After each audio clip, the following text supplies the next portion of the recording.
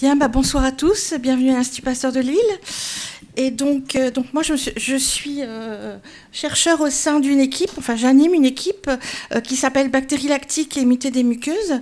Je vous en dirai quelques mots à la fin de ma présentation. En fait, c'est un groupe qui s'intéresse aux bonnes bactéries, ce qu'on appelle les bactéries bénéfiques pour la santé, qui se surnomment probiotiques et qu'on étudie dans le contexte de différentes pathologies chroniques. Alors ce soir, en fait, je vais essayer de vous faire pénétrer dans le monde microscopique de notre vie intérieure et vous faire découvrir ce qu'est le microbiote, à quoi il sert, de quoi il est composé et surtout quel est son rôle dans la prévention ou l'apparition d'un certain nombre de maladies et comment on peut le cibler pour remédier à ces maladies. Alors donc je vais séparer ma présentation en 4 parties. Donc je vais d'abord, pour que vous compreniez bien de quoi on parle, vous présenter les méthodes qu'on utilise pour identifier ce microbiote, de quoi il est composé, et ce qui est aussi important, comment il s'implante à la naissance. Ensuite, je vous décrirai un peu plus profondément son rôle et les différents aspects dans lesquels il peut être impliqué, en particulier dans la barrière intestinale, l'immunité et aussi les fonctions métaboliques. Et puis, j'aborderai les différentes pathologies dans lesquelles ce microbiote peut être impliqué, en particulier des pathologies chroniques. Et je terminerai par vous présenter quelques outils qu'on développe pour cibler ce microbiote pour la prise en charge de ces maladies. Alors, avant de rentrer dans le vif du sujet, je voudrais vous replacer dans le contexte pourquoi on s'est intéressé au microbiote. On s'est intéressé au microbiote parce que, en fait, depuis une 50aine d'années, alors qu'on s'aperçoit qu'il y a une forte chute de l'incidence des maladies infectieuses du fait de l'amélioration des conditions d'hygiène et de l'apparition des antibiotiques, même s'il y a une recrudescence de certaines maladies du fait aussi de résistance aux antibiotiques, on voit à l'inverse une forte augmentation de l'incidence de ce qu'on appelle les maladies chroniques, qui soient en fait des maladies liées à des déséquilibres du système immunitaire, comme les allergies ou les maladies auto-immunes, ou des déséquilibres métaboliques, comme l'obésité ou le diabète, mais aussi d'autres pathologies, comme les maladies inflammatoires chroniques intestinales, et aussi des maladies comportementales, et je vous en parlerai aussi à ce sujet. Ce qui est aussi important à noter, c'est que ces maladies, en fait, sont localisées dans les mêmes zones géographiques, avec des fortes incidences dans les pays industrialisés, comme ici pour l'obésité et pour les maladies inflammatoires chroniques de l'intestin. Mais ce qu'on voit aussi, c'est une forte augmentation de ces maladies dans les pays en émergence. Et donc, on s'est demandé à quoi cela était dû. Ce n'est pas uniquement dû à des facteurs génétiques, mais certainement des changements de style de vie, des changements de notre alimentation, des facteurs environnementaux. Et donc, en faisant des études épidémiologiques, on a mis en évidence un rôle potentiel du microbiote. Alors, qu'est-ce que c'est que le microbiote ? Donc le microbiote, c'est l'ensemble des micro-organismes qui nous colonisent, qui sont présents dans notre corps. Et jusqu'à il y a encore une 15aine d'années, on ne savait identifier que ce qu'on savait cultiver. Par les techniques classiques de microbiologie, par exemple pour les bactéries, on utilise des géloses. Par exemple ici, c'est les colonies qu'on observe quand on met une main sur une gélose. Vous voyez qu'il y a de nombreux micro-organismes sur la peau. Et puis ensuite, en les cultivant dans différents milieux de culture, donc on utilise différents types de milieux selon les bactéries, et ça nous permettait aussi de les identifier en fonction de leurs caractéristiques, quels sucres ils sont capables de métaboliser, quelles enzymes ils sont capables de produire. Et donc, on ne savait identifier que ces bactéries qu'on savait cultiver. Et puis ensuite, par l'apparition des techniques de biologie moléculaire, on a su les séquencer, donc analyser leurs gènes, et ça nous a permis déjà de mieux les classifier et de faire une taxonomie beaucoup plus fine. La taxonomie, c'est la façon dont on les classifie. Mais néanmoins, on ne savait voir que le sommet de l'iceberg, c'est-à-dire ce qu'on savait cultiver. Et en fait, avec l'apparition de toute une série de nouvelles techniques, donc je ne rentrerai pas dans les détails parce qu'elles sont très compliquées, mais ce sont des techniques qu'on appelle de haut débit, des techniques omiques. On a pu en fait faire un séquençage de toutes les communautés microbiennes.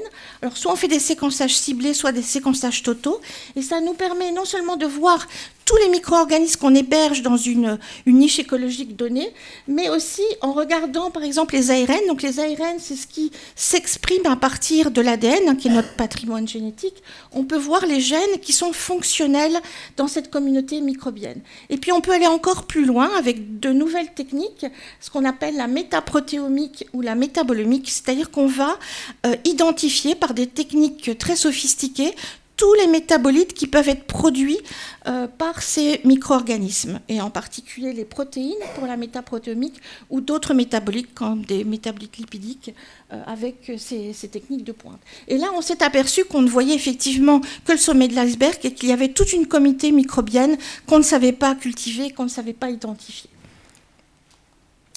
Alors en fait, au sein de notre corps, nous n'hébergeons pas que des bactéries, donc c'est majoritairement des bactéries, mais nous hébergeons également des virus. Alors il y a des virus qui peuvent être opportunistes, et il y a aussi des virus qui sont capables d'infecter les bactéries, qu'on appelle des phages, et il y a des travaux très très récents qui montrent que ces phages ont aussi un rôle à jouer dans la fonction de notre corps, puis sont capables de moduler la fonction des bactéries.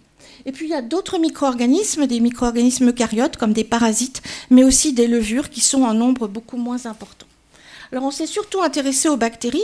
Alors pour que vous compreniez un peu mieux ce dont je vais parler, je voudrais juste rappeler comment on classifie ces bactéries.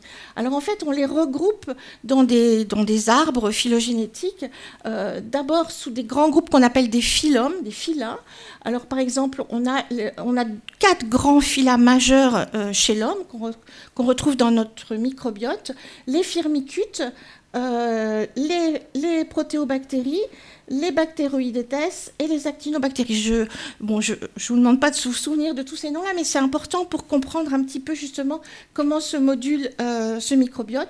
Et puis, bon, il y a d'autres phyla qui sont un peu moins majoritaires, qu'on retrouve également chez l'homme. Alors après, on peut les identifier en les classant par classe ou par ordre, mais surtout par famille. Et ça nous permet de voir en fait quelles sont les grandes familles de bactéries qu'on héberge au sein de notre corps. Et puis ensuite, on peut les identifier en fonction de leur genre et de leurs espèces. Donc ici, j'ai repris la classification d'un lactobacille. Vous connaissez tous les lactobacilles qu'on trouve dans le yaourt, comme Lactobacillus bulgaricus. Donc le genre et l'espèce, il fait partie de la famille des Lactobacillacées et il appartient au phylum des firmicutes. Alors quand on classifie, quand on regarde en fait la composition du microbiote qu'on héberge au sein de notre corps, on s'aperçoit qu'on n'a pas qu'un seul microbiote, mais plusieurs microbiotes en fonction des différentes cavités corporelles. Et on voit en fait avec ces différentes couleurs qui représentent les grands phyla dont je vous ai parlé, en particulier les bactéroïdètes et les firmicutes, on voit qu'on a une répartition différente en fonction des cavités corporelles, avec certaines bactéries qui sont plus dominantes au niveau des cavités oropharyngées, d'autres au niveau de la peau, d'autres au niveau des cavités vaginales et aussi au niveau intestinal. Et là aujourd'hui on va surtout s'intéresser au microbiote intestinal puisque c'est celui qui est le plus étudié et qui est en interaction avec une grande partie de notre corps. Et donc au niveau du tractus intestinal, on voit qu'on a majoritairement 2 grands phyla, les bactéroïdètes et les firmicutes, et puis un peu d'actinobactéries et de protéobactéries. Alors quand on regarde tout ça, on s'est aperçu que nous hébergeons au sein de notre corps, en particulier de notre intestin, 10 fois plus de micro-organismes que le nombre total de nos cellules. Nous sommes composés de 10 puissance 13 cellules et nous hébergeons 10 puissance 14 micro-organismes, c'est-à-dire 100 000 milliards. Et donc, on a excusez-moi, c'est pas 100, c'est 10. On pourrait dire qu'on est composé à 90% de bactéries si on raisonne en nombre de cellules. Bien sûr, ils sont beaucoup plus petits, donc en poids, ça représente à peu près 3 kilos. Si on regarde toute la population, c'est à peu près composé de plus de 1000 espèces différentes. Par individu, on estime qu'on héberge à peu près 160 espèces bactériennes différentes. Et ce qui est surtout important à savoir, c'est que ces bactéries ont un génome, comme nous avons notre propre génome, donc un ensemble de gènes qu'on appelle le microbiome, et qui représente environ 150 fois plus de gènes que notre propre génome. Donc ça nous apporte un nombre de fonctions supplémentaires vraiment spectaculaires. Et ce qui est aussi important à savoir, c'est que ce microbiote, au niveau de l'intestin, il est en interaction avec une surface énorme, puisque si on estime la surface de l'intestin en regardant les villosités. En fait, l'intestin, c'est un tuyau, c'est un canal. Il y a des replis à l'intérieur, des villosités. Et ces villosités, elles sont formées de cellules épithéliales qui elles-mêmes ont des bordures en brosse. Et donc, si on déploie toutes ces surfaces, c'est à peu près la surface d'un terrain de tennis. Et donc, on a 100 000 milliards de bactéries qui interagissent avec une surface qui est vraiment énorme. Et donc, tout ça, c'est bien évidemment pas neutre. Et on a vraiment un dialogue qui s'effectue entre notre microbiote et nos propres cellules. Et ce qu'il faut savoir aussi, c'est que sous cette bordure de cellules épithéliales, on a tout un réseau de cellules immunitaires. Le plus grand en fait, système immunitaire se trouve au niveau de l'intestin. Et donc, il y a vraiment un dialogue qui se fait entre les bactéries qui sont dans la lumière et les cellules immunitaires qui sont sous-jacentes. Et donc, on considère que le microbiote est un véritable organe à part entière, puisqu'il est capable d'interagir avec nos cellules et d'exercer de nombreuses fonctions. Et on peut se considérer comme un super-organisme, un Superman, puisque nous avons nos propres cellules, notre propre génome, nos propres métabolomes, c'est-à-dire les produits que nous sommes capables de produire, qui vient se compléter par des micro-organismes, donc on va considérer comme des symbiontes. On vit en symbiose avec ces micro-organismes, donc qui sont 10 fois plus importantes, avec des gènes qui sont plus de 100 fois nombreux que notre propre génome, et donc qui vont produire des métabolites qui vont compléter nos propres fonctions. Alors, ce qui est aussi important à savoir, c'est qu'au niveau du tube digestif, l'implantation de ces micro-organismes n'est pas partout la même. Il y a une répartition topographique qui est liée en fait aux conditions physico-chimiques de l'intestin, puisque on sait que le pH est très acide dans l'estomac et va en fait augmenter au fur et à mesure qu'on va vers la partie distale de l'intestin.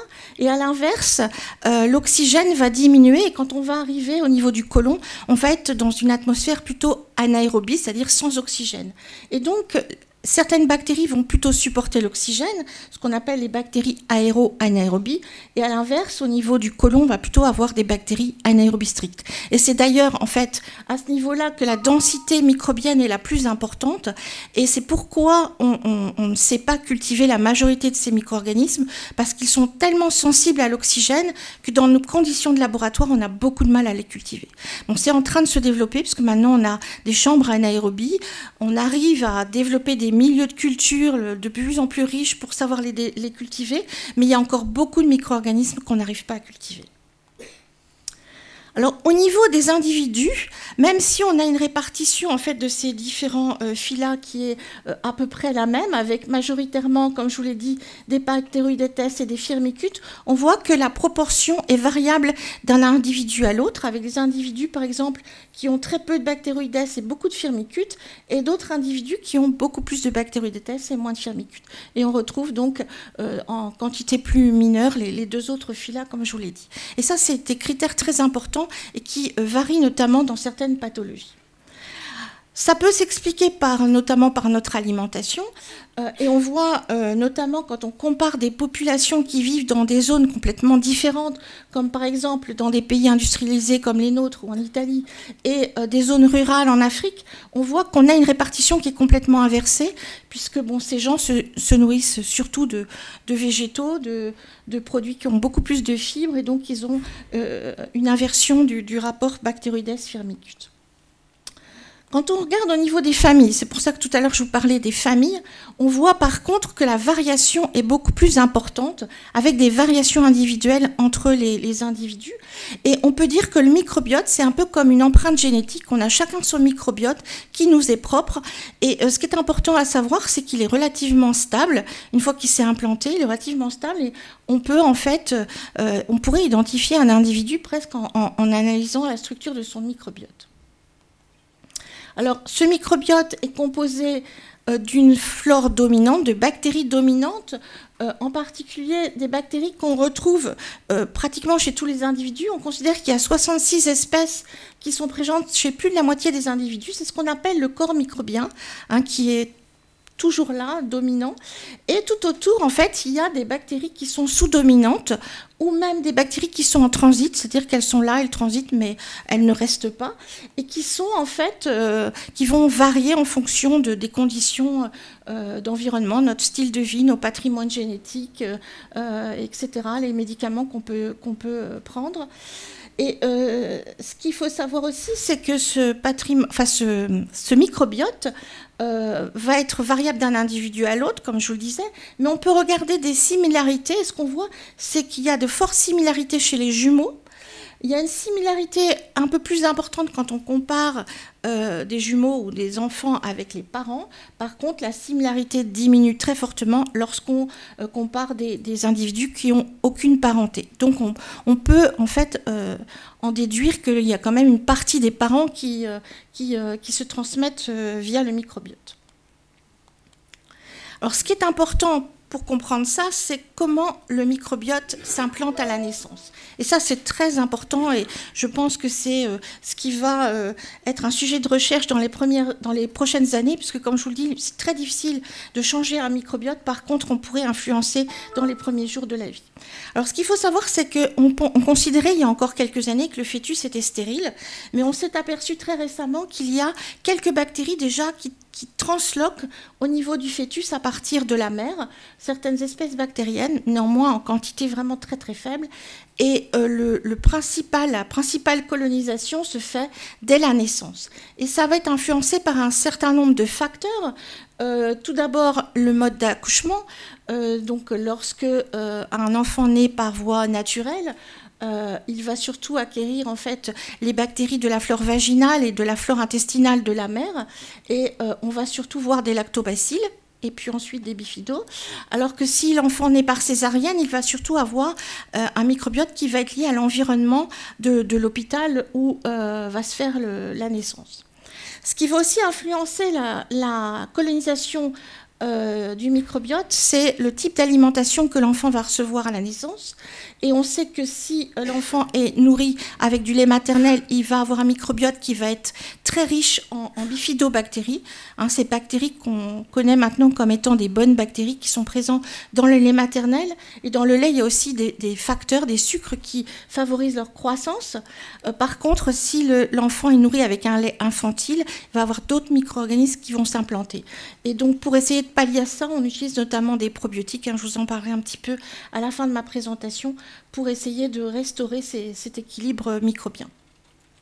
Et bien sûr, mais si l'enfant subit un certain nombre de traitements, et en particulier par des antibiotiques à la naissance, on voit en fait un peu plus tard, dans les semaines qui suivent, une réduction de la diversité microbienne. Et ça peut être un facteur qui pourrait déclencher l'apparition de maladies à l'âge adulte. Et puis ensuite, il y a l'environnement familial. Bon, ça a été beaucoup étudié. C'est un peu ce qui nous a amené à nous intéresser au microbiote. C'est toutes les études épidémiologiques qui ont parlé des populations qui vivent en zone rurale ou en zone urbaine, ou des enfants qui sont nés dans des fermes, où on voit qu'ils ont beaucoup moins de pathologies, par exemple allergiques. Et on a essayé de comprendre à quoi c'était dû. Et c'est comme ça qu'on s'est intéressé au microbiote. Et donc tout ça peut avoir, comme je vous le disais, des répercussions à l'âge adulte.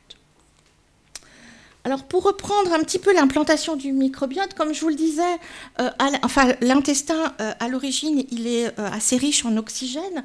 Et donc, on va surtout avoir une implantation de bactéries aéro-anaérobies, donc qui sont suffisamment résistantes pour survivre à des conditions d'oxygène.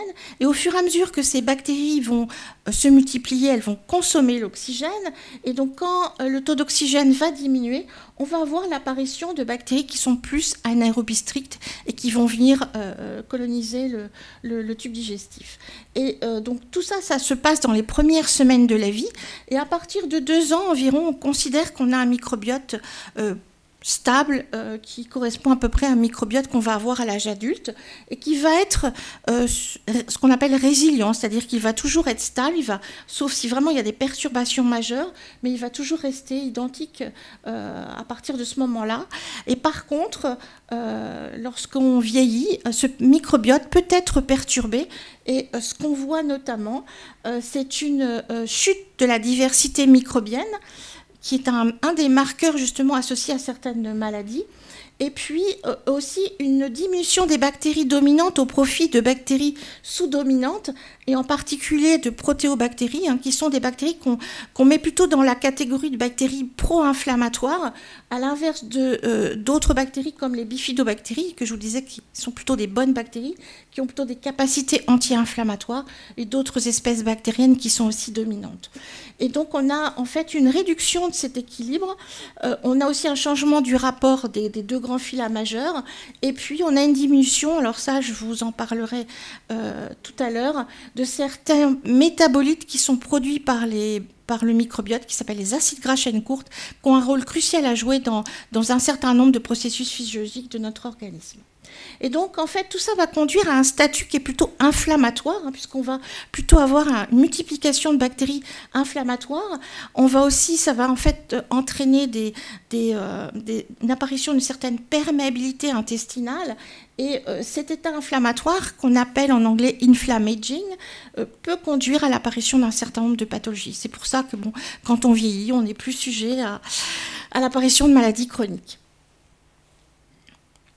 Alors, pour comprendre tout ça, je vais essayer de vous parler des fonctions et du rôle du microbiote. Donc, je vais commencer par d'abord vous dire qu'il y a trois grandes fonctions principales. Des fonctions qu'on appelle structurelles, c'est-à-dire le rôle du microbiote dans l'implantation et la maturation du système immunitaire et de l'épithélium intestinal, dans la fonction barrière, c'est-à-dire l'étanchéité de notre barrière intestinale, et aussi dans l'induction du mucus qui vient protéger cette barrière. Ensuite, des fonctions protectrices, c'est-à-dire les fonctions qui vont servir à nous défendre, notamment contre l'apparition la multiplication de pathogènes, et la stimulation de notre système immunitaire, et puis des fonctions métaboliques avec un rôle dans la production de certaines substances que nous ne savons pas produire, ou de métabolites qui ont un rôle dans les fonctions de notre corps, et ça, je vais rentrer plus dans les détails. Alors, au niveau de l'impact structurel, comme on appelle, du microbiote, c'est un schéma qui est un petit peu compliqué, mais c'est pour vous montrer que quand on est, notre intestin est assez immature, on a des villosités qui sont très peu développées, et puis on a un système immunitaire qui est très immature, et au fur et à mesure que nous allons être colonisés par le microbiote, on va voir l'apparition de toutes ces structures fonctionnelles de l'intestin, avec donc l'apparition des cryptes. Alors les cryptes, ce sont les bases en fait du sommet des villosités intestinales, et ça c'est important parce que c'est à partir de là que vont apparaître les cellules souches qui vont permettre à l'épithélium de se renouveler. Et puis on va également avoir un recrutement de cellules immunitaires qui vont former notamment des structures secondaires. Bon, je ne vais pas rentrer dans les détails, mais en fait qui vont faire que notre système immunitaire devient fonctionnel, devient mature. Et puis, il va y avoir l'apparition de mucus. Donc, c'est une couche de mucus qui va venir en fait protéger la barrière intestinale contre justement le passage de bactéries pathogènes. Et certaines cellules aussi qui sont au fond de nos villosités intestinales sont capables de sécréter des peptides qu'on appelle antimicrobiens, qui vont aussi participer à notre défense et empêcher la prolifération de bactéries pathogènes. Et enfin, donc, les cellules immunitaires vont être activées. Il y a toute une série de mécanismes de défense, dont je dirais quelques mots, et en particulier produire des anticorps. Et au niveau de l'intestin, c'est surtout des anticorps qu'on appelle de classe IgA sécrétoire. Et puis va se mettre en place en fait une réponse immunitaire qu'on appelle la tolérance. En fait, notre système immunitaire, il est là pour répondre contre des agressions extérieures, des pathogènes, des toxiques, mais il faut aussi qu'il soit capable de faire la différence entre ce qu'on appelle le soi et le non-soi.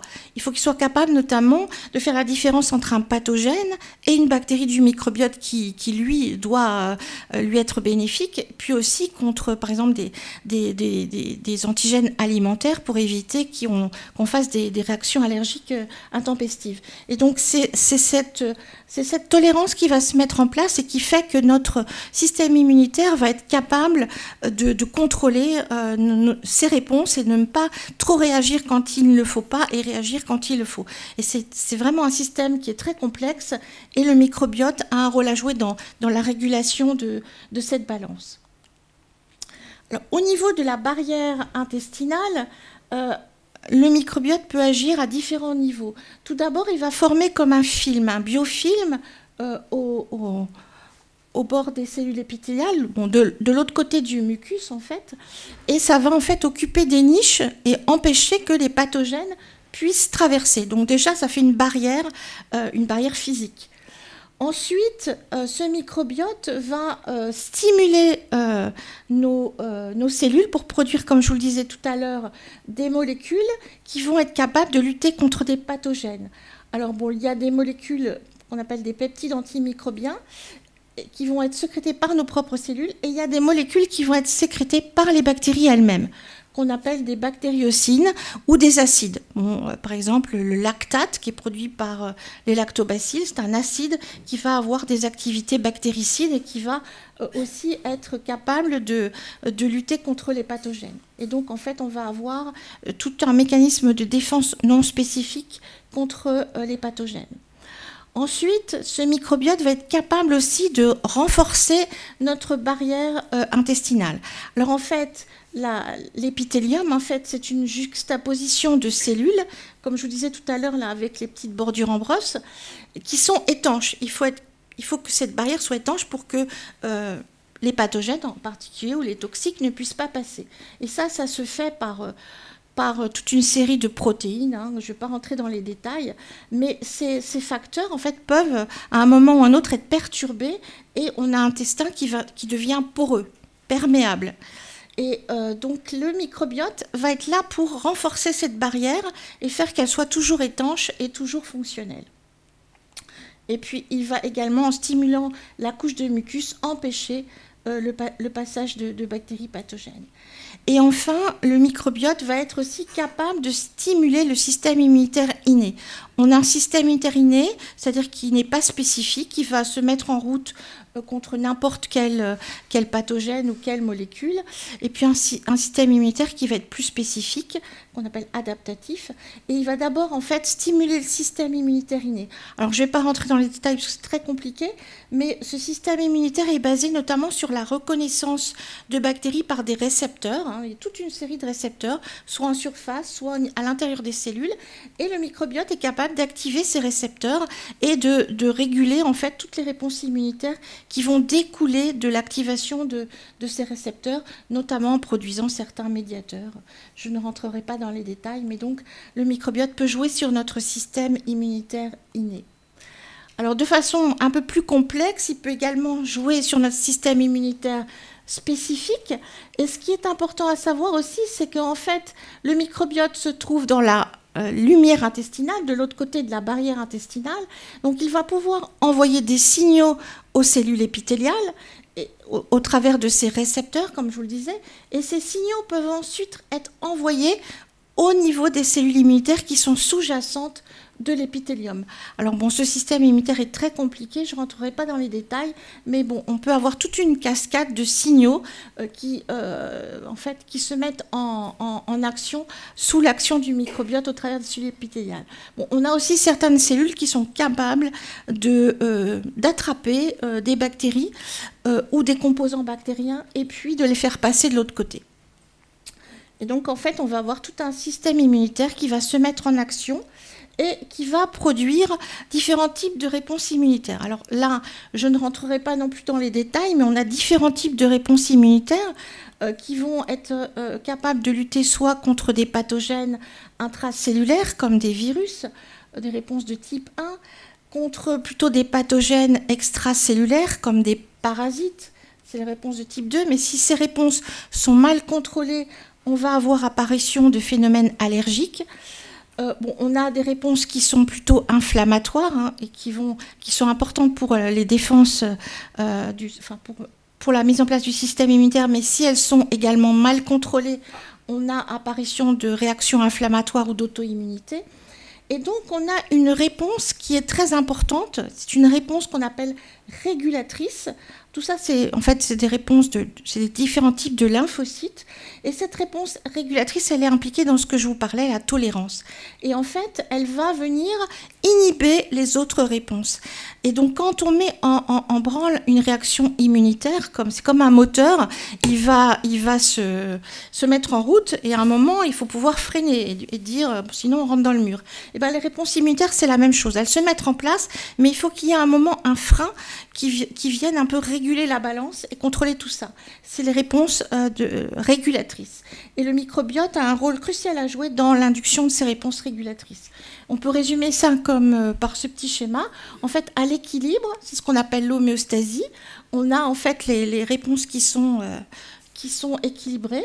Et puis sous l'apparition de certains facteurs, des réactions allergiques ou des réactions inflammatoires, on va avoir un déséquilibre de ces balances. Et donc il faut à un moment ou à un autre pouvoir les contrôler. Et donc le microbiote, en activant les réponses régulatrices, va être capable de réguler la balance.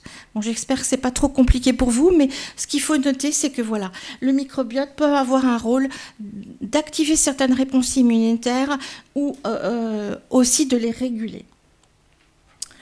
Alors ensuite, le microbiote, il a un rôle crucial à jouer sur notre métabolisme. Bon, c'est très compliqué, il y a beaucoup de réactions, mais je les résumerai en fait en quelques parties. Il va être capable de produire certains métabolites que nous ne savons pas produire, comme certaines vitamines, et aussi assimiler en fait des nutriments que nous ne savons pas assimiler parce que nous n'avons pas les enzymes pour, notamment l'amidon, la cellulose, certains polysaccharides. Et puis, par exemple, pour les gens qui n'ont pas suffisamment de lactase, certaines bactéries vont être capables d'hydrolyser le lactose et c'est très utile pour les gens qui sont intolérants au lactose. Ils vont aussi avoir un rôle dans la régulation de certaines voies métaboliques en participant à l'absorption des acides gras, des minéraux. Et ce qui est surtout important, et donc là je vais essayer de prendre un petit peu de temps pour vous expliquer ça de façon la plus simple possible, ils vont produire aussi des métabolites qu'on appelle des acides gras chaîne courte, qui sont issus en fait de la fermentation d'aliments qui ne sont pas en fait digérés par nos propres cellules épithéliales en particulier des fibres alimentaires. Et la fermentation de ces aliments, de ces nutriments, va conduire à la production de métabolites, en particulier d'acides gras chaîne courte. Bon, voici les noms, hein, si vous en avez déjà entendu parler, l'acétate, le butyrate, le propionate.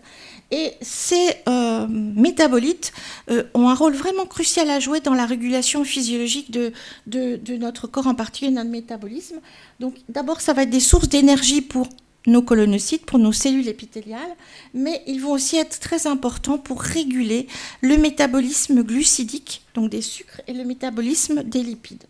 Et puis bon, cette fermentation va produire des gaz, hein, ce qui explique que quelquefois on a certaines flatulences, et ça peut être, les gaz peuvent être différents en fonction du type de bactéries qui vont faire la fermentation. Alors, pour essayer de faire simple, les acides gras chaîne courte qui sont produits par la fermentation de ces fibres vont pouvoir agir de plusieurs façons. Ils vont pouvoir agir en se fixant sur des cellules particulières de notre épithélium intestinal, qui sont des cellules endocrines, qui sont présents à peu près à quelques pourcentages au niveau de la barrière. Et ces cellules endocrines peuvent produire des peptides endocrines qui vont pouvoir agir sur notre cerveau, sur notre système nerveux central et conduire à des sentiments de satiété. Donc ça va nous servir à dire stop, j'ai plus faim, je m'arrête de manger.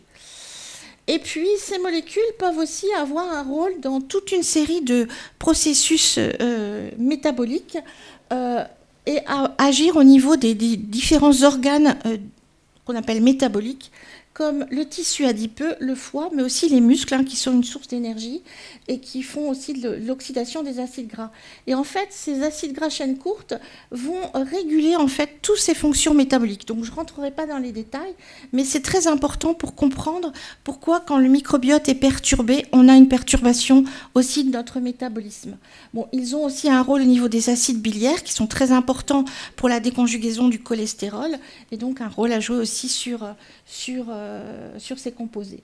Et puis, comme je l'ai dit tout à l'heure, ils vont aussi en renforçant la barrière intestinale, jouer sur éviter la translocation de composants bactériens qui vont être plutôt inflammatoires, et donc jouer sur l'inflammation de tous ces organes. Et on sait que l'inflammation a un rôle à jouer sur la sensibilité à l'insuline, donc, en jouant en fait sur tous ces processus physiologiques, on va être capable, donc le microbiote va être capable d'impacter sur ce qu'on appelle l'homéostasie de la balance énergétique, donc le contrôle de la façon dont on consomme ou stocke l'énergie, et de la façon dont on régule notre métabolisme glucidique et lipidique. Et donc ça, c'est très important pour réguler notre sensibilité à l'insuline. Donc si cette balance est perturbée, c'est ce qu'on appelle l'apparition du diabète, c'est-à-dire qu'on devient résistant à l'insuline et donc on a une perturbation de la glycémie. Alors, juste quelques mots, vous entendrez certainement parler de ça, de l'axe intestin-cerveau. Comme je vous l'ai dit déjà au niveau de la satiété, le microbiote est capable d'envoyer des signaux au système nerveux central pour lui dire stop, arrête de manger, on n'a plus faim. Il y a d'autres signaux en fait qui peuvent être des neurotransmetteurs. Bon, je ne vais pas vous les énumérer tous, et d'ailleurs je ne suis pas une experte dans ce domaine, mais il y a des neurotransmetteurs comme les GABA, la dopamine, la sérotonine. Bon, la sérotonine, elle est très connue pour son rôle dans le contrôle de l'anxiété, du stress, de la dépression. Et donc, le microbiote peut agir sur ces médiateurs et donc influencer notre comportement ou notre santé mentale. Et puis, il peut agir aussi via les cellules endocrines ou aussi des médiateurs du système immunitaire par toute une série de messages qui sont envoyés via ces différents systèmes, soit neuroendocrines, soit neuroimmunitaires, ou au niveau même de l'intestin. En fait, on a des fibres nerveuses au niveau de l'intestin, ce qu'on appelle le système nerveux entérique. Et donc, il y a vraiment une connexion qui s'établit entre l'intestin et le cerveau. Alors, je voudrais juste parler très brièvement, parce que c'est un travail qui vient d'être publié, et, qui a été fait par des collègues français à l'Institut Gustave Roussy, à Villejuif, en collaboration d'ailleurs avec un collègue de l'Institut Pasteur de Lille, et qui a montré aussi que le microbiote pouvait jouer un rôle dans la modulation de thérapies anticancéreuses. Bon, le rôle du microbiote dans le cancer commence à un petit peu être étudié, mais il n'y a pas encore grand-chose de connu, même s'il a certainement un rôle dans l'apparition du cancer colorectal. Mais bon, ce travail est intéressant. En fait, c'est un rôle encore supplémentaire. C'est qu'on a vu en fait que ce microbiote peut activer certaines réponses antitumorales et améliorer l'efficacité d'une drogue anticancéreuse, et en particulier la cyclophosphamide. Bon, ça a été montré en fait en utilisant des souris traitées par des antibiotiques. On a vu que si les souris sont déplétées dans certaines catégories de bactéries, on voit en fait que l'efficacité de cette drogue est diminuée. Donc les chercheurs ont essayé de comprendre, et ils se sont intéressés à 2 bactéries particulières, et ils ont vu que ces bactéries, par 2 mécanismes différents, en fait, l'une en transloquant au travers de la barrière, l'autre en restant au niveau local, peut avoir un rôle dans le renforcement de l'efficacité de cette molécule anticancéreuse. Et donc ça peut être aussi une application supplémentaire du microbiote. Alors le microbiote, en fait, comme je vous l'ai dit, il est en équilibre, il est assez stable. Néanmoins, il peut être influencé par un certain nombre de facteurs. Alors, à la naissance, à l'origine, il peut être modulé par des facteurs génétiques et épigénétiques, hein, des facteurs qui vont faire que telle bactérie va s'implanter chez nous et pas chez quelqu'un d'autre. Bien évidemment par nos régimes alimentaires, et déjà à la naissance, comme je vous l'ai expliqué tout à l'heure, mais ensuite sur la façon dont on va s'alimenter. Il y a des études qui commencent à se faire pour comparer des sujets qui mangent plutôt des régimes végétariens ou des régimes carnés. On voit qu'on a ce qu'on appelle des entérotypes assez différents. Bien sûr, notre style de vie et le stress, tout ça ne va pas forcément jouer favorablement sur le microbiote. Des facteurs environnementaux, et en particulier des polluants, la pollution. On sait que certains métaux lourds, notamment, qui sont contenus dans pas mal de produits, peuvent avoir une influence sur le microbiote, et surtout d'ailleurs chez les bébés. et puis aussi la prise de médicaments, et certains médicaments qui sont pris à long terme, comme certaines chimiothérapies, peuvent avoir des effets plus durables sur le microbiote. Et puis aussi l'exposition microbienne, et en particulier l'exposition microbienne pendant la petite enfance. Et ça, je vous en dirai quelques mots sur ce qu'on appelle la théorie de l'hygiène lorsque je vais vous parler d'allergie. Et donc, en fait, c'est un équilibre, hein, ce microbiote. C'est un équilibre stable, on va dire, entre un faible nombre de bactéries qui peuvent être potentiellement pathogènes sous certaines influences, mais qui sont en nombre très mineur, et puis des bactéries qu'on appelle commensales, c'est-à-dire des bactéries qui vont jouer un rôle physiologique sur notre organisme, et puis des bactéries qu'on considère comme étant bénéfiques, c'est-à-dire qu'elles vont nous protéger contre certaines maladies. Donc c'est un équilibre, hein, c'est ce qu'on appelle une symbiose. On vit en symbiose avec notre microbiote.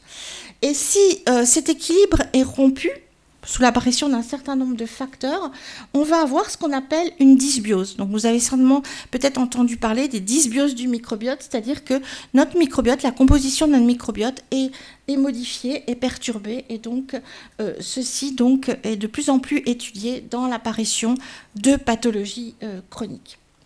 Et donc, je vais essayer de vous parler de ces pathologies.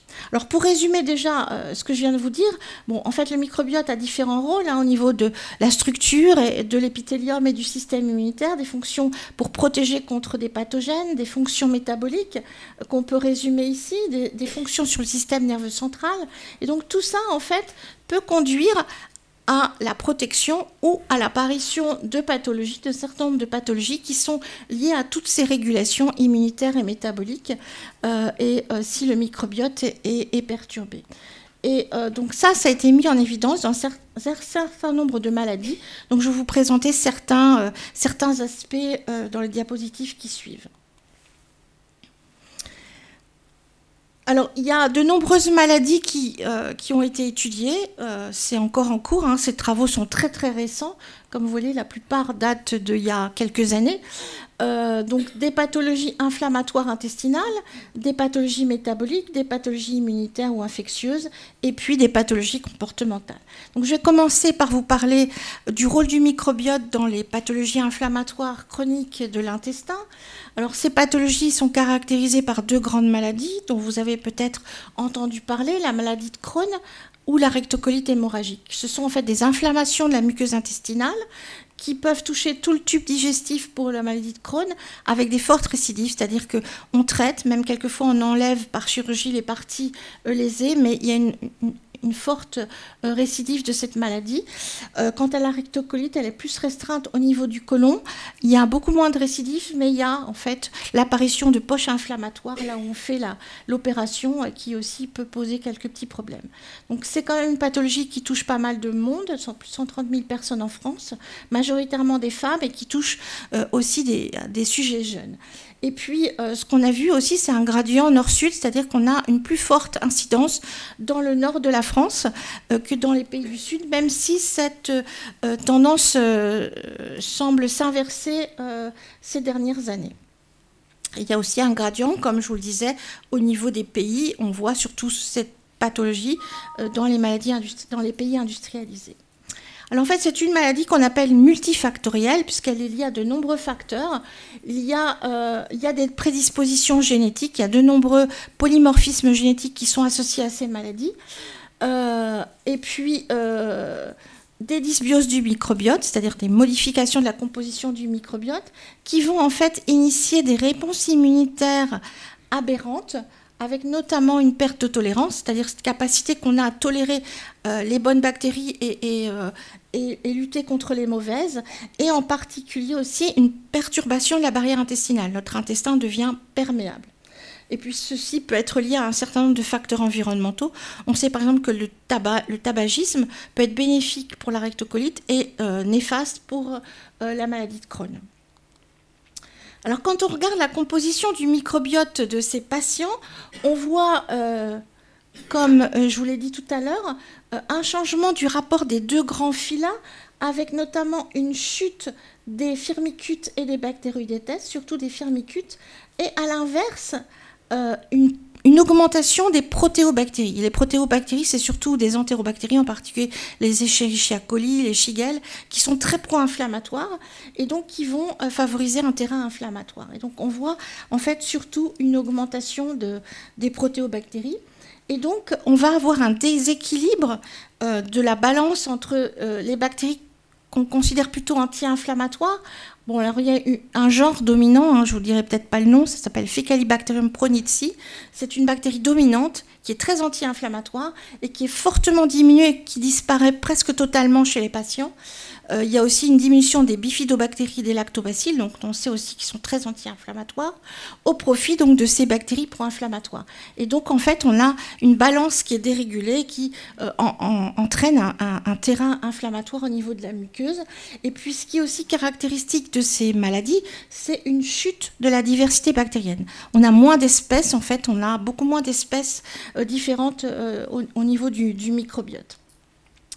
Et donc, en fait, ce déséquilibre du microbiote, notamment en créant un environnement inflammatoire par l'apparition de bactéries qui sont plutôt pro-inflammatoires, va elle-même endommager notre épithélium, créer en fait ce qu'on appelle une perméabilité, c'est-à-dire qu'il va devenir moins étanche et qui va permettre le passage des bactéries ou des composants bactériens pro-inflammatoires. Et ça va entraîner une inflammation chronique. En fait, c'est un cercle vicieux. Plus on a de bactéries pathogènes, plus on a une inflammation chronique. Plus on a une inflammation chronique, plus l'intestin est poreux et plus il y a de bactéries qui passent. Et donc, c'est ce qu'on appelle une inflammation chronique.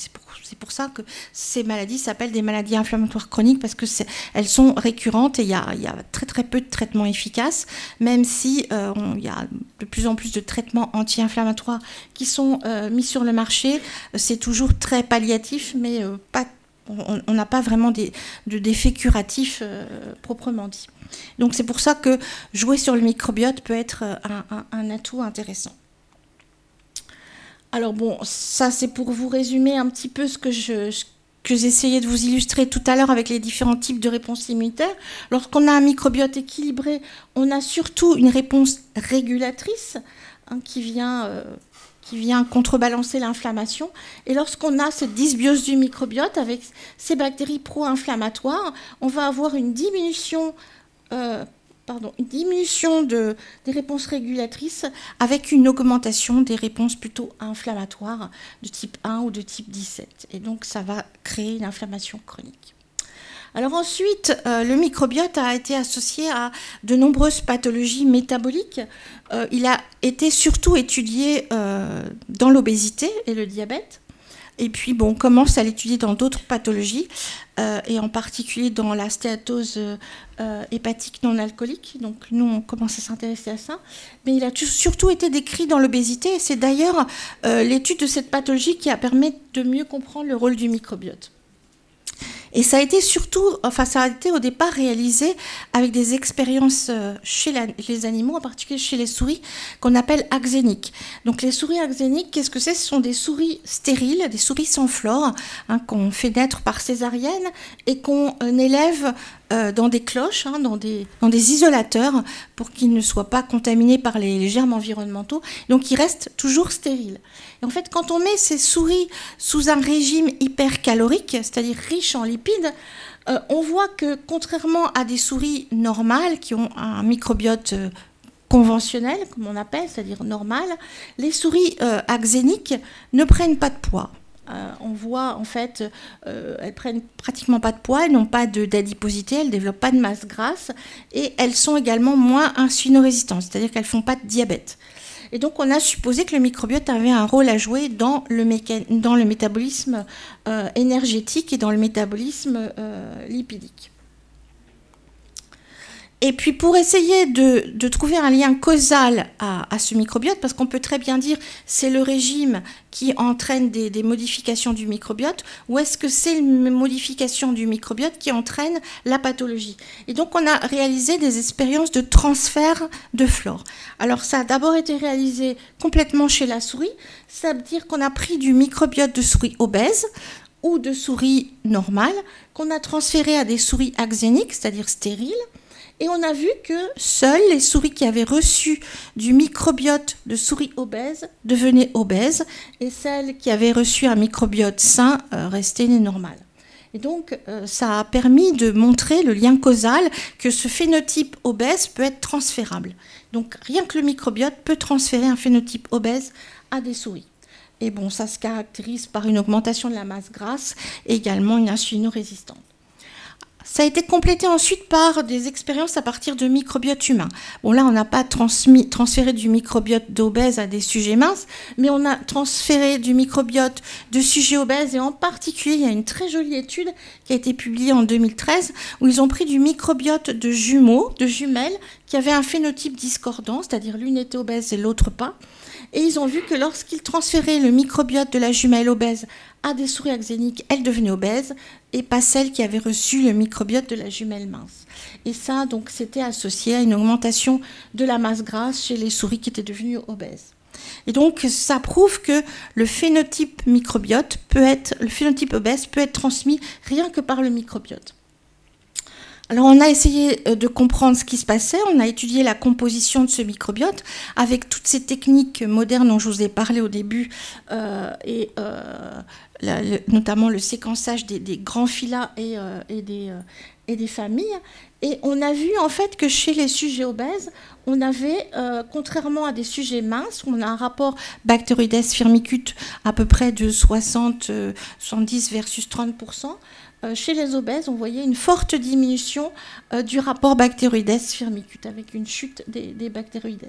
Et quand on mettait ces individus, donc là, ça a été fait à la fois chez la souris, mais aussi ça a été étudié chez des patients, on voit que quand on met les sujets au régime, on voit au cours des semaines une réapparition du rapport et qui tente à revenir à l'équilibre. Donc, on peut essayer d'influencer en fait ce microbiote par des régimes.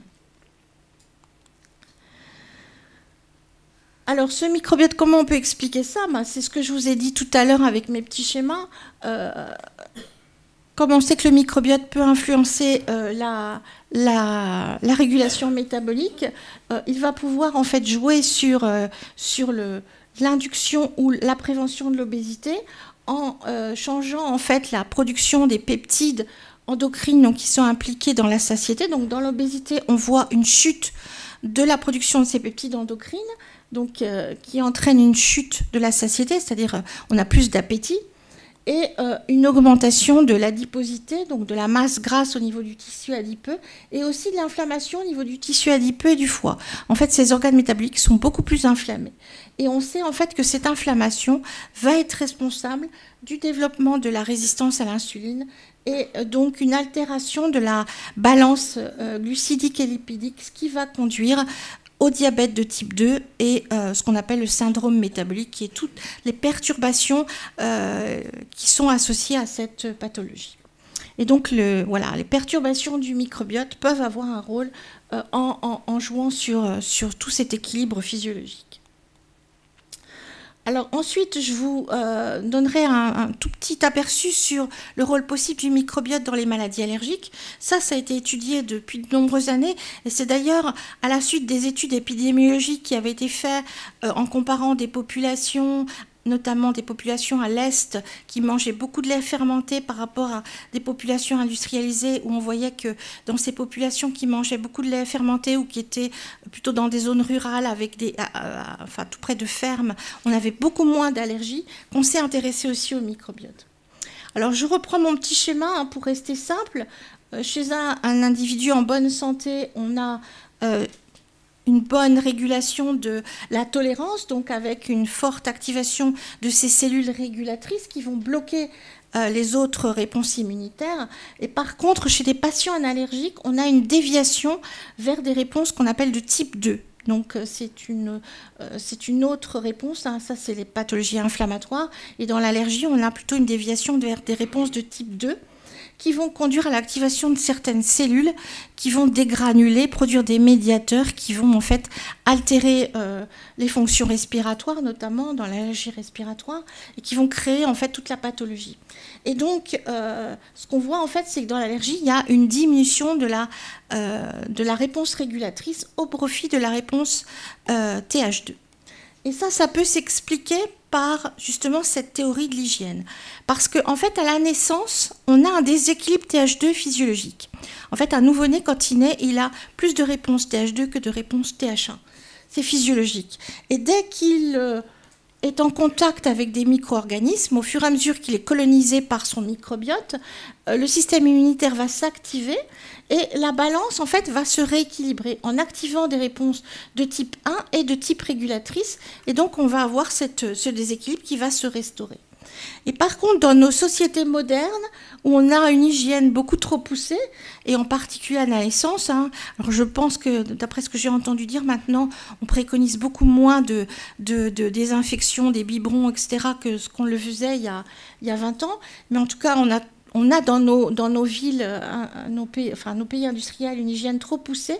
Et donc, on a un défaut de stimulation microbienne pendant la petite enfance, avec également une multiplication de certains allergènes qui vont induire ces allergies. Et donc, ce défaut de stimulation microbienne ne va pas être capable de venir contrebalancer cette balance immunitaire, et on va garder ce défaut de réponse TH2, ce qui va conduire aux réponses allergiques. Voilà. Et donc, la théorie de l'hygiène s'applique assez bien pour expliquer pourquoi on a plus d'allergies dans les pays industrialisés. Et puis enfin, donc je vais très brièvement aborder le rôle du microbiote dans les pathologies comportementales. Je vous ai tout à l'heure parlé de l'axe intestin-cerveau, et pour étudier ça, on a commencé à le faire chez l'animal, et on a vu que donc on utilise des systèmes assez simplistes, où on met les souris dans des environnements où elles doivent découvrir, passer par exemple dans des zones couvertes ou des zones qui sont découvertes, ou des chambres allumées ou des chambres noires, et on voit en fait une différence de comportement vraiment spectaculaire quand on compare des souris qui ont une flore normale et des souris axéniques. Les souris axéniques, donc qui sont sans flore, sont complètement désinhibées, elles n'ont plus d'anxiété, elles vont partout, elles découvrent tout, contrairement aux souris normales qui font attention et qui vont progressivement dans les différentes zones, mais qui sont beaucoup plus inhibées. Donc le microbiote a un rôle à jouer sur le contrôle de notre anxiété.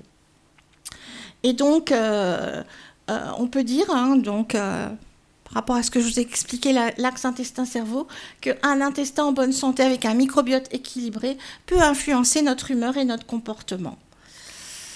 Et on considère aujourd'hui, vous avez certainement entendu parler, que le microbiote, enfin l'intestin, peut être considéré comme notre deuxième cerveau, puisqu'il y a un lien direct entre l'intestin et le système nerveux central. Et donc ça, bon, c'est un petit peu, pour reprendre un peu le même schéma que tout à l'heure, mais un peu plus compliqué, il y a des tas de transmissions, de neuromédiateurs, de médiateurs immunitaires, de médiateurs endocrines qui vont aller en fait induire des signaux au système nerveux, et tout ça va pouvoir jouer un rôle sur l'apparition ou la prévention d'un certain nombre de pathologies liées à des troubles du comportement. Et donc, on sait aujourd'hui qu'il y a des déséquilibres du microbiote chez les autistes. On commence à voir le rôle potentiel du microbiote dans la dépression. Et comme je vous le disais tout à l'heure, il peut jouer un rôle sur le métabolisme de la sérotonine. Et on sait que la sérotonine est très importante dans le contrôle de la dépression. Donc, certainement par ce biais-là, et de l'anxiété.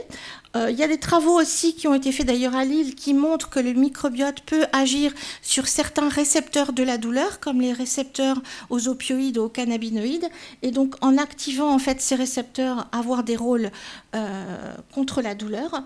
Et puis il y a des travaux qui commencent à montrer aussi un rôle potentiel du microbiote dans l'apparition de maladies neurodégénératives comme l'Alzheimer. Et donc, tout ça ouvre un champ intéressant de thérapeutique. Est-ce qu'on peut cibler le microbiote pour protéger contre toutes ces maladies dans lesquelles il serait impliqué? Et donc, ça peut être fait par différentes façons. Bien sûr, en jouant sur notre régime alimentaire, puisque je vous l'ai dit que selon ce qu'on mange, on peut avoir un microbiote qui est différent, et en particulier, certaines fibres qui vont être fermentées par le microbiote vont pouvoir produire des métabolites qui sont intéressants dans les fonctions de notre organisme. On peut bien sûr jouer avec des antibiotiques, et ça s'est fait dans des maladies inflammatoires intestinales au début, puisqu'on voyait qu'il y avait une prolifération de bactéries plutôt pathogènes, en tout cas pro-inflammatoires, donc on a dit on va donner des antibiotiques.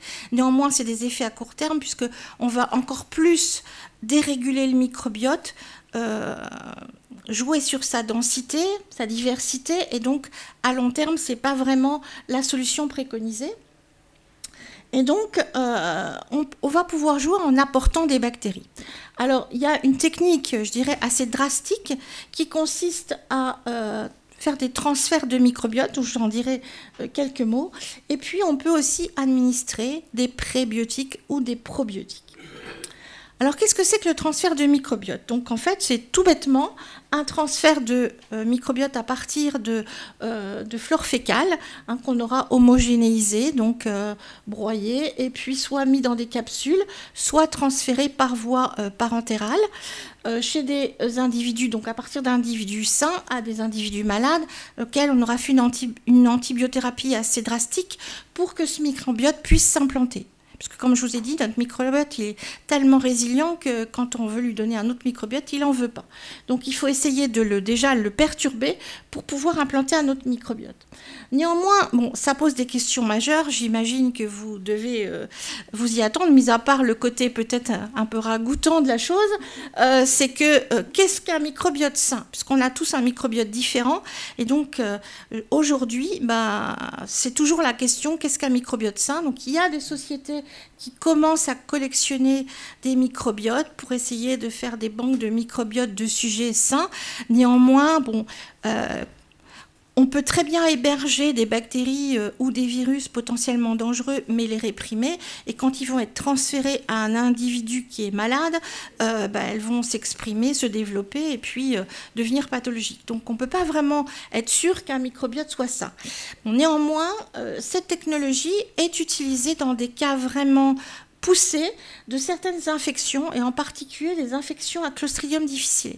Alors, ce sont des infections en fait qui créent des colites pseudomembraneuses qui sont très très embêtantes, puisqu'en fait cette bactérie va s'implanter dans l'intestin et va former des films, et puis on ne peut plus la déloger. Et plus on donne d'antibiotiques, plus elle s'implante, parce qu'en fait on va enlever tout le microbiote et puis elle va pouvoir prendre la place. Et donc c'est une infection qui est vraiment très embêtante, avec beaucoup de formes multirécidivantes.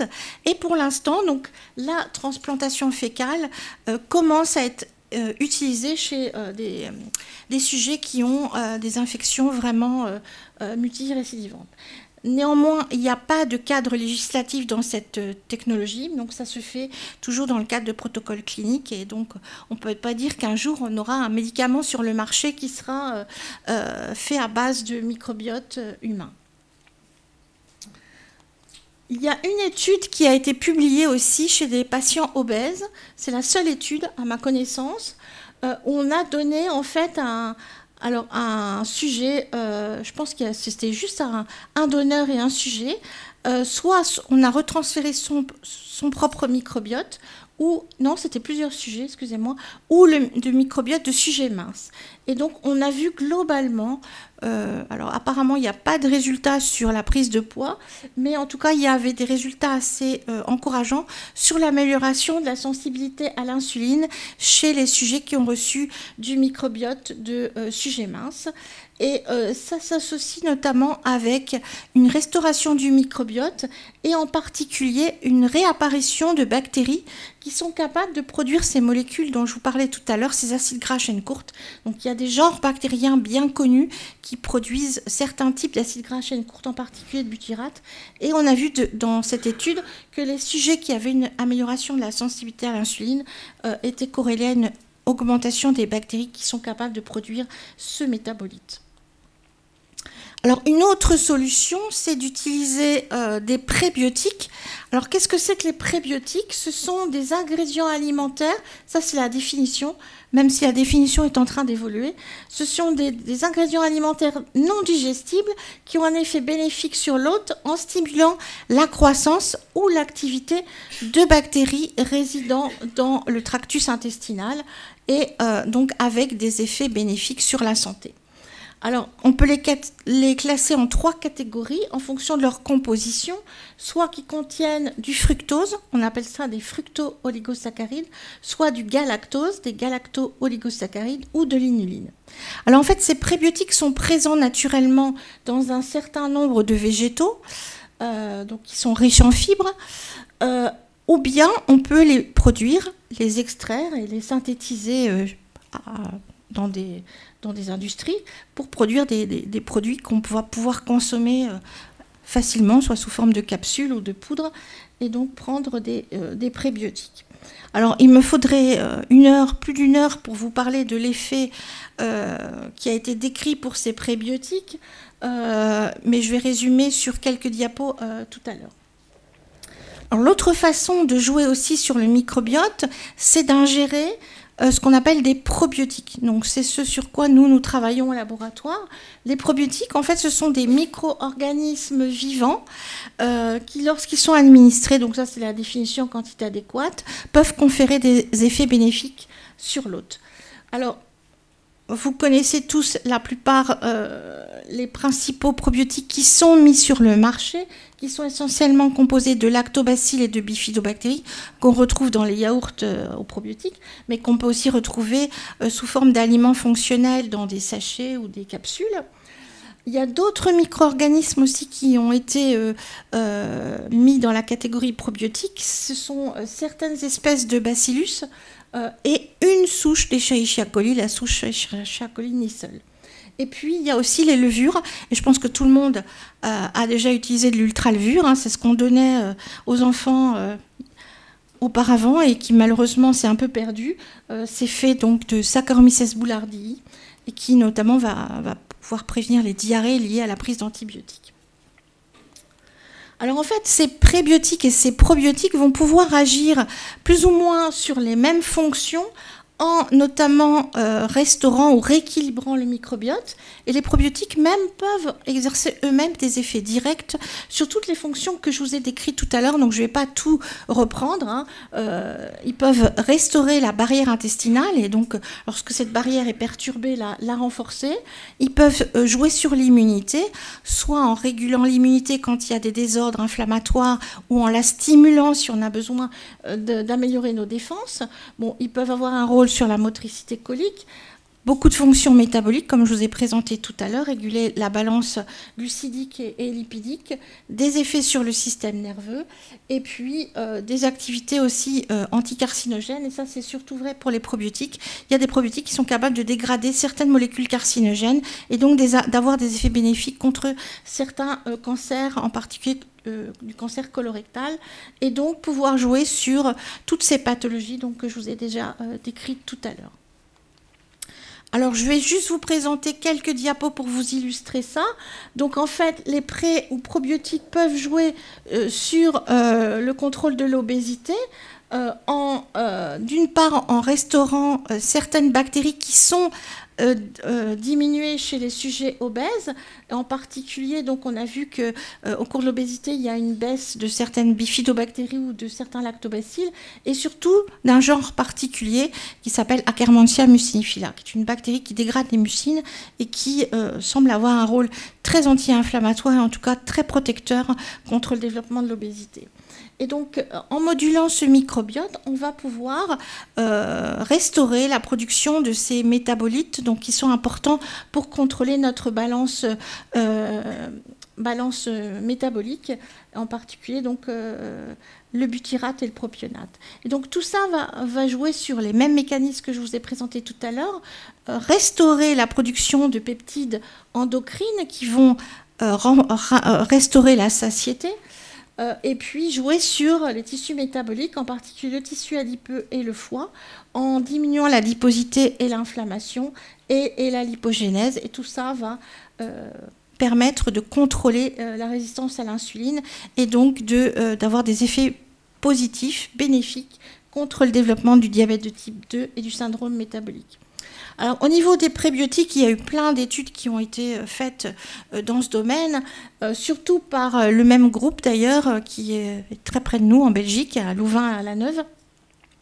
Et donc, cette équipe a utilisé plusieurs prébiotiques dérivés soit de fructo-oligosaccharides ou d'inuline qu'ils ont testés chez la souris, essentiellement. Et ils ont vu des effets bénéfiques contre le développement de l'obésité. Et ils ont vu en fait que chez les souris obèses, vous voyez qu'on a, comme je vous l'ai déjà dit, une perturbation de l'équilibre microbien avec un changement du rapport bactéroïdes-firmicutes.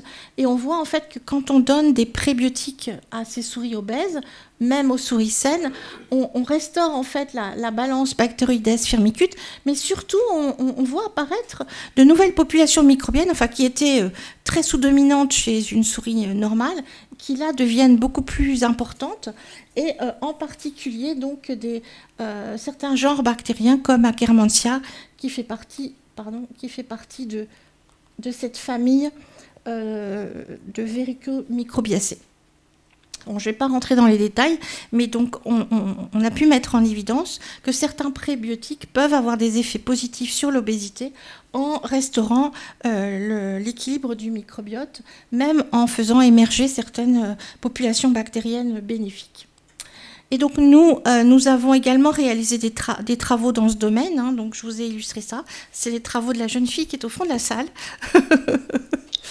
Et donc, chez la souris, nous avons pu montrer que l'administration d'un cocktail de probiotiques composé d'une bifidobactérie et d'un lactobacille pouvait en fait limiter très significativement la prise de poids de souris donc soumis à un régime hyperlipidique, comparativement à des souris qui ont un régime standard. Donc vous voyez là, donc là ce sont les souris obèses, et ça ce sont les souris obèses traitées avec le mélange probiotique. Donc on voit un contrôle de la prise de poids et une diminution de l'adiposité, donc de la masse grasse, une restauration de la sensibilité à l'insuline qui passe, en fait, on a essayé de comprendre les mécanismes, notamment par des effets anti-inflammatoires en diminuant l'inflammation au niveau des organes métaboliques. Et puis, on a aussi une restauration de tous les paramètres métaboliques qui sont perturbés chez les souris obèses. Et donc, pour essayer de comprendre au niveau du microbiote, on a également utilisé cette technique de métagénomique. Donc, vous voyez ici la composition du microbiote de souris minces. On voit que chez les souris obèses, on a une perturbation de certaines bactéries, avec des bactéries qui sont augmentées, d'autres qui sont diminuées. Et on voit que quand on a donné le probiotique, on a notamment diminué cette population-là en gris et restauré en fait certaines populations qui étaient diminuées chez les souris obèses. Et en particulier, en testant de façon plus fine une espèce bactérienne en particulier dont je vous ai parlé, Akkermansia, qui semble être un marqueur protecteur contre l'obésité. On voit que cette bactérie est effondrée chez les souris obèses et qu'on arrive à restaurer son abondance lorsqu'on donne des probiotiques à des souris obèses. Alors, on a également étudié l'impact de probiotiques dans le contexte de maladies inflammatoires chroniques intestinales. C'est juste des illustrations parce que, bon, il faudrait des heures pour vous montrer tout ce qui a été fait avec les pré- ou les probiotiques. Mais nous, au laboratoire, on s'est surtout intéressé aux maladies inflammatoires chroniques de l'intestin et aux pathologies métaboliques. Et donc, pour essayer d'étudier les maladies inflammatoires, on utilise un modèle de colite. C'est très simple. On administre un produit chimique aux souris, par voie intrarectale. Ça déclenche très rapidement une colite aiguë. Vous voyez, en fait, ça c'est un côlon de souris saine, ça c'est un côlon de souris dans lequel on a créé une colite. Donc il y a une réduction de la taille du côlon, il y a surtout des nécroses et des zones d'ulcération et d'inflammation qu'on peut voir au niveau histologique en regardant au microscope les coupes de côlon. Donc voici une coupe de côlon de souris saines où on voit les villosités, comme je vous le disais tout à l'heure, et la structure muqueuse.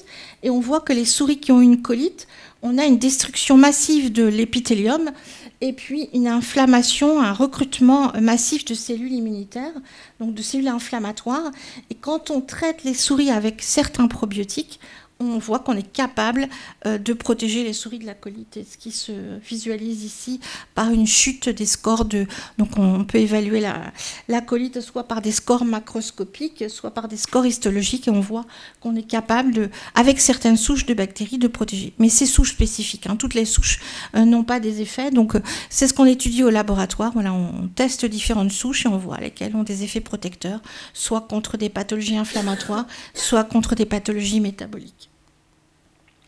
Alors le problème de ces traitements, c'est pour ça que vous allez peut-être me poser des questions, qu'est-ce qu'il faut prendre pour telle ou telle maladie? Ça, c'est un réel problème, parce que la législation actuelle au niveau européenne interdit strictement de faire des revendications santé sur ce type de produits, qu'on considère en fait comme des aliments fonctionnels.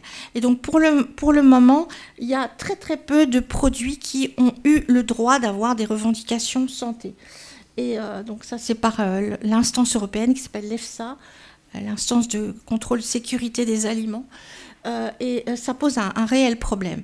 Alors, ce qu'on essaye aussi, c'est, parce que bon, bien sûr, un aliment fonctionnel, c'est un aliment qui va être à la disposition de monsieur tout le monde. Donc c'est très difficile aussi de dire quelle bactérie va être bonne pour quelqu'un qui est soit en bonne santé, mais qui veut juste booster son immunité, ou quelqu'un qui a des petits désordres inflammatoires, ou quelqu'un qui a des petits désordres métaboliques. Pour le moment, c'est très difficile à savoir. Donc nous, ce qu'on essaye de faire, c'est plutôt essayer de jouer sur le côté médicament, c'est-à-dire faire reconnaître certains pré- ou probiotiques comme des médicaments. Mais là, en fait, il faut une revendication médicale, donc il faut une autorisation de mise sur le marché qui se fait par aussi une agence européenne ou française. Et là, donc, c'est des études cliniques qui sont très longues et très coûteuses, où on évalue les effets bénéfiques par rapport au risque. Et pour le moment, il n'y a que 2 produits qui sont sur le marché avec cette autorisation. C'est l'Ultralvure, donc, qui a été autorisé il y a très nombreuses années. C'est comme l'aspirine, peut-être qu'aujourd'hui, il aurait plus son autorisation, parce qu'on sait que les levures transloquent plus facilement que les bactéries. Et puis, il y a aussi un autre produit qui s'appelle Bacillor, qui est composé d'un lactobacille, Lactobacillus rhamnosus, et qui donc sont préconisés pour le traitement contre des diarrhées, en particulier des diarrhées dues à des prises d'antibiotiques. Donc voilà, donc tout est là. En fait, le problème, c'est qu'on travaille dans ce domaine. On essaye d'aller plus loin dans la compréhension des mécanismes pour avoir des preuves suffisantes pour que ces produits puissent être mis sur le marché. Bon, néanmoins, pour ça, il faut des études cliniques très poussées. Et à la fin du compte, les instances européennes bloquent. Et puis, il y a un autre champ sur lequel on essaye de travailler, puisque comme je vous le disais, le microbiote est très résilient, et en prenant des lactobacilles et des probiotiques qui ne sont pas forcément adaptés au tractus et en particulier à tout l'environnement, on s'est dit pourquoi pas utiliser certaines bactéries du microbiote. Plutôt que de faire de la transplantation fécale, où là on ne sait pas ce qu'on fait, on va essayer de sélectionner un certain nombre de bactéries du microbiote, en particulier donc des bactéries qui sont très difficiles à cultiver, puisqu'elles sont majoritairement toutes anaérobies strictes, donc jusqu'à présent on ne savait pas le faire, mais là on commence à améliorer nos techniques de sélection, et donc essayer de sélectionner ces bactéries. Donc par rapport aux probiotiques classiques, donc qu'on sait très bien cultiver et manipuler, et qui ont un statut qu'on appelle QPS, donc en anglais ça veut dire Quality Proof of Safety, c'est-à-dire c'est des bactéries qu'on consomme depuis des millénaires, donc on sait qu'il n'y a aucun risque pour les consommer. À l'inverse, ces bactéries, on ne sait pas vraiment si elles sont bénéfiques ou néfastes. Néanmoins, par les techniques à la fois d'analyse du microbiote et aussi d'études chez les animaux, on sait maintenant dire que certaines bactéries semblent quand même être bénéfiques. Par exemple, Akkermansia pour l'obésité, Faecalibacterium pronici pour les maladies inflammatoires chroniques de l'intestin. Certains bactéroïdes aussi sont des marqueurs d'intestin en bonne santé. Et donc l'idée, c'est d'isoler ces bactéries à partir de microbiotes humains, et puis d'étudier en fait leur fonction, leur comportement. Et donc nous, on est en train de lancer un nouveau champ de recherche là-dessus, en partenariat avec l'INRA, parce que l'INRA en France est vraiment leader dans le domaine du microbiote. C'est eux qui ont développé toutes les techniques de métagénomique et qui sont l'un des premiers avec certains Américains pour séquencer en fait tout le microbiome, le génome du microbiote. Et donc en partenariat avec eux, on essaye d'isoler des bactéries qu'on sait suffisamment bien cultiver. C'est pareil, on ne va pas pouvoir tout cultiver, mais au moins enrichir un petit peu notre collection de probiotiques, ce qu'on appelle en fait des nouvelles générations de probiotiques ou des lives biothérapeutiques, et essayer d'étudier la fonction de ces micro-organismes, à la fois avec des études in vitro, voir quel type de cellules ils vont activer, quels peptides endocrines ils vont produire, est-ce qu'ils sont capables de réguler l'accumulation des lipides. Enfin, on a toute une série de modèles in vitro, et puis ensuite, donc, pour essayer de les tester dans nos modèles animaux, voir s'il y a certaines souches qui pourraient être intéressantes, voir, essayer de collectionner des mélanges pour essayer de recomposer un peu ce qui se passe dans un microbiote complexe, mais avec des bactéries dont on sait, enfin qu'on a sélectionnées, dont on sait avec quoi on travaille. Et donc ça, c'est vraiment un champ de recherche totalement nouveau et en plein développement, et il y a beaucoup de gens qui se lancent là-dedans. Et donc là, avec bien sûr pour but de faire des applications médicales, puisque là, on ne donnera pas ça à monsieur tout le monde dans les rayons des yaourts, mais vraiment bien pour des applications bien ciblées, en analysant les effets bénéfices-risques. Voilà, donc je vais terminer là. Donc, take-home message, c'est-à-dire les messages que vous devez ramener à la maison. L'intestin est colonisé par un microbiote complexe et diversifié, hein, je vous ai dit, très complexe, avec beaucoup d'espèces différentes. Cette composition est variable d'un individu à l'autre. Même si on retrouve les mêmes grands phyla et avec les mêmes grandes proportions, on voit qu'au niveau des familles, on a tous un microbiote différent.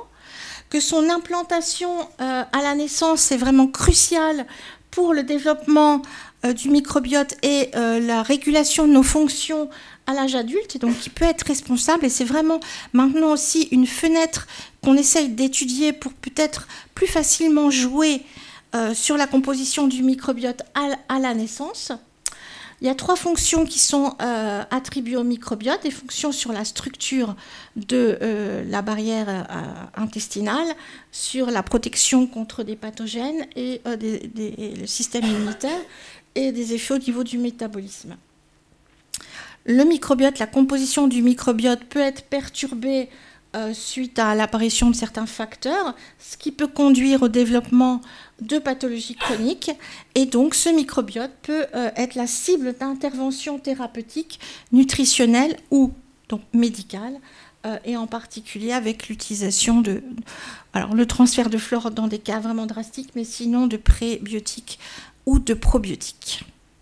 Voilà, je vais terminer là et je suis disponible pour répondre à vos questions.